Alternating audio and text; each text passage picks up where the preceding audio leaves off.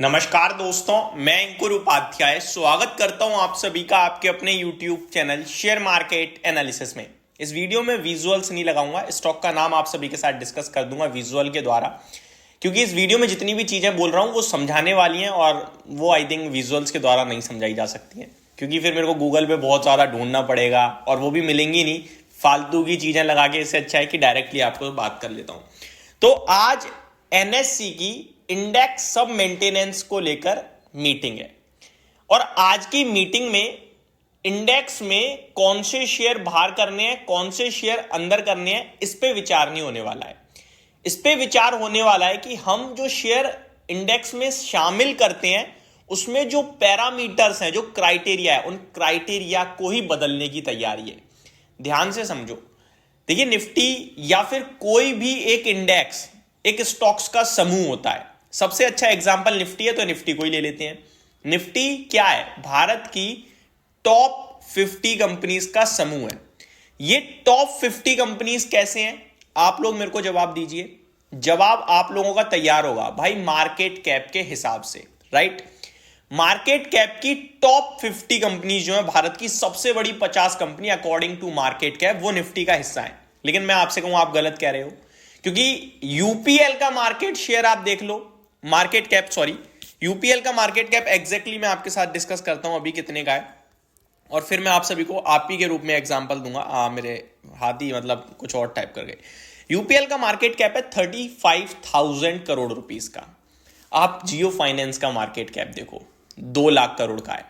आप श्रीराम फाइनेंस का देखो, स्टॉक का मार्केट कैप 80,000 करोड़ का है।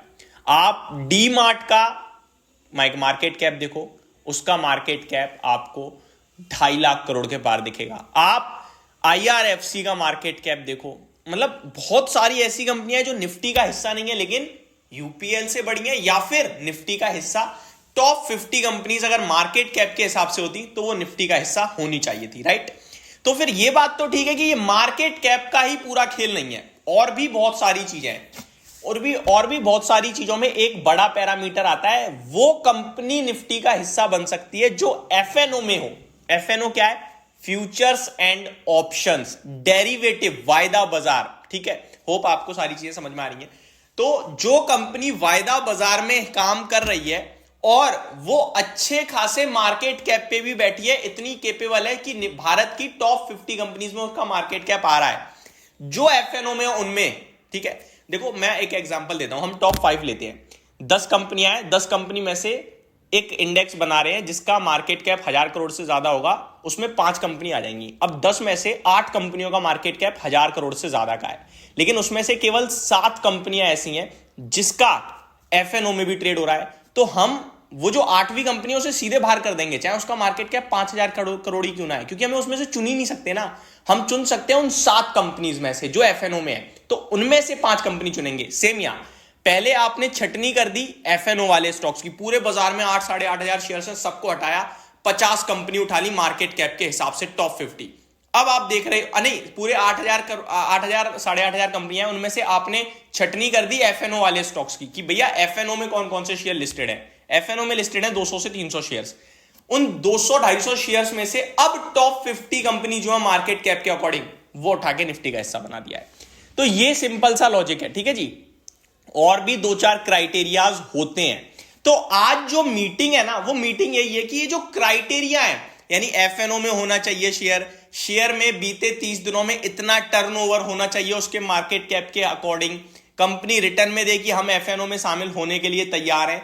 ये क्राइटेरिया आज बदल सकते हैं, कोई नए क्राइटेरिया आ सकते हैं। इस पे आज मीटिंग है, ठीक है जी? अब इन सब चीजों को मैंने आपकी नॉलेज के लिए समझा दिया, लेकिन इन सब चीजों से एक स्टॉक बहुत ही उठापटक कर रहा है जिसका नाम है श्रीराम फाइनेंस। इसको मैंने वीडियो के स्टार्टिंग में भी आपके साथ डिस्कस किया था।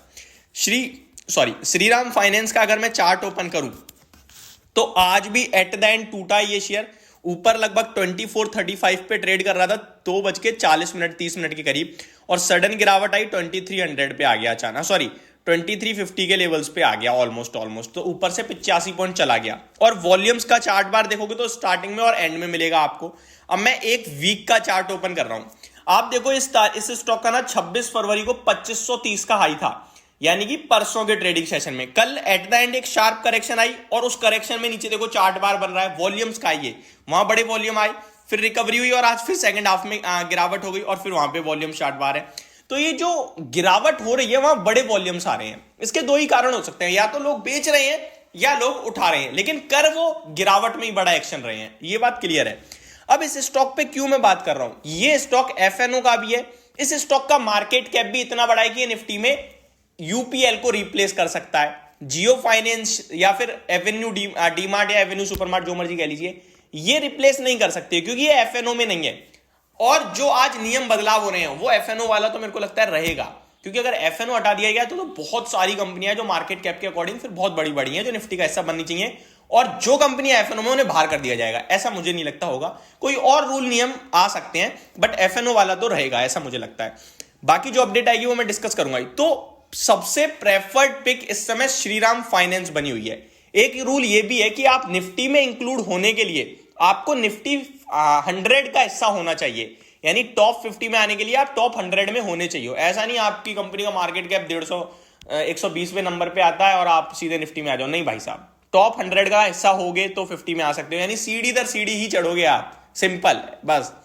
तो श्रीराम फाइनेंस निफ्टी टॉप 100 का भी हिस्सा है, श्रीराम फाइनेंस एफएनओ का भी हिस्सा है, और श्रीराम फाइनेंस सबसे बड़ा कैंडिडेट है यूपीएल को रिप्लेस करने में निफ्टी में। अब जब रिप्लेस करेगा तो सबसे बड़ा बेनिफिशियरी होना चाहिए ये, फिर ये शेयर क्यों गिर रहा है, ये मेरा क्वेश्चन मार्क है। इसका जवाब मेरे पास भी नहीं है, तो मैं भी आपके साथ डिस्कस नहीं करूंगा।